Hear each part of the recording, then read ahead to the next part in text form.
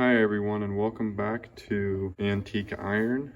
Today is going to be part one of mechanically restoring the engine on my Farmall f20. I didn't get a video of me taking the head off. I did it it was kind of colder in where I was doing it, and I didn't really have the time to film, but I'm gonna start here with this. Just got the head back from the machine shop. They resurfaced it and magnified it and put it through the hot tank for 2 days, so everything's cleaned and ready to go back together. I told him I was going to do the valves myself. Can't really get replacement valves for this, to my knowledge. You can get used ones, but these ones, I actually re-lapped them and resealed them. And I inspected them and didn't find anything wrong with the springs, the keepers, the valves, anything like that. So they're going to go back in. And I thought I would take you guys along with when I do that. I have a snap-on valve spring compressor here that I'm going to use. I'm going to go through and put all the valves back in. All right, so the first valve to go in right here. I use this Lucas heavy-duty oil stabilizer. It seems to be the best assembly lubricant that I've found from experience that has worked for me. It's a little cold in here. Stuff doesn't like to come out too well. Just put a little bit on there. I'm going to go ahead and stick the valve in. Now, I'm going to take a valve spring, put it on,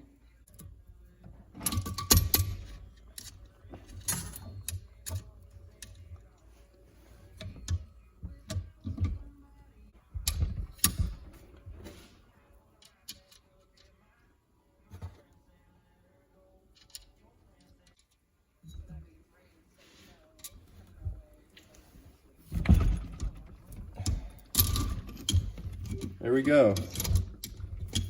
First one is together. You can see those keepers just stay in there, and they keep the valve spring from pushing that back out, and that keeps tension on that spring. So when the push rod comes up, pushes on the rocker arm pushes this down, and when it comes back, it allows this valve to be pushed back by spring force. I'm going to go through and do a few more.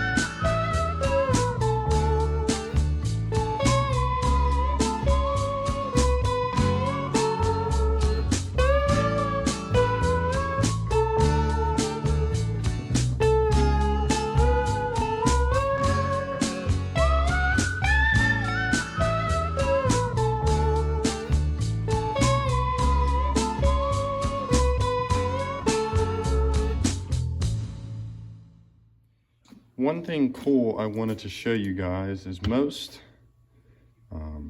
engine heads have valve seals on them. And what it is a plastic umbrella looking thing that would fit over this to keep oil from coming down in there, going through and getting burnt by the engine. Most of the time when these go bad, you'll get that puff of smoke when you start your engine up after it's been running for a little bit, because that oil gets warm, seeps down in there and sits, and then when you go to start it up again, it blows that out because it burns it.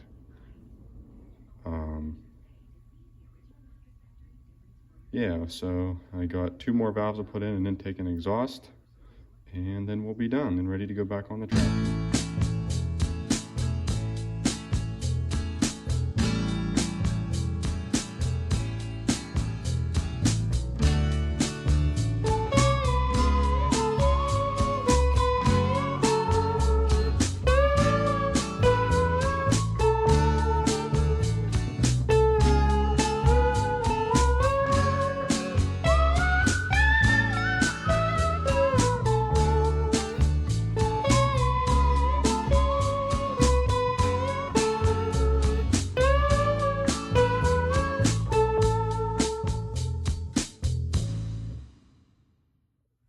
Alright, all the valves are in.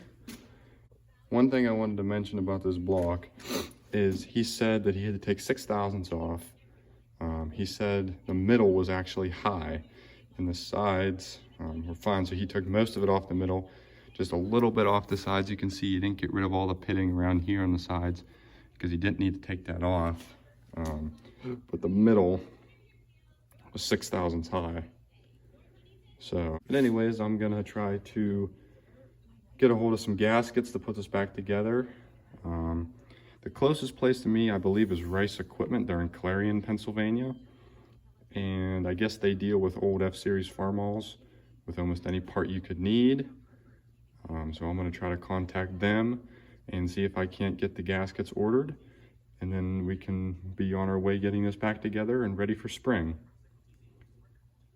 I hope you guys enjoyed this. I know it wasn't a long video, but I just wanted to show you guys how to put the valves back on and follow me along in the process. Thank you for watching, and I'll see you at part 2 of F20 engine restoration.